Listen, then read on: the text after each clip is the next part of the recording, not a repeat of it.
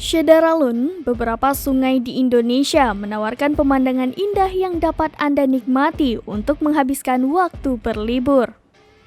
Tetapi, ada juga sungai yang dikenal sebagai sungai paling angker di Indonesia. Beberapa dari Anda tentu sudah tak asing dengan Sungai Musi. Sungai Musi adalah salah satu sungai yang cukup populer di Indonesia dengan panjang mencapai 750 km.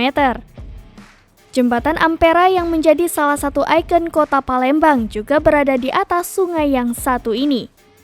Tidak hanya populer akan keindahannya, Sungai Musi ini juga dikenal sebagai salah satu sungai paling angker di Indonesia.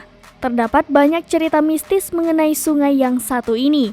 Salah satu cerita yang beredar adalah kisah hantu Banyu. Konon, kerap ada penampakan sosok perempuan dengan rambut panjang dan berpakaian putih. Sosok perempuan tersebutlah yang kerap menyebabkan korban tenggelam di sungai ini. Sungai ini juga sering menelan korban. Tercatat setiap tahunnya banyak dikabarkan berita orang hilang dan tenggelam.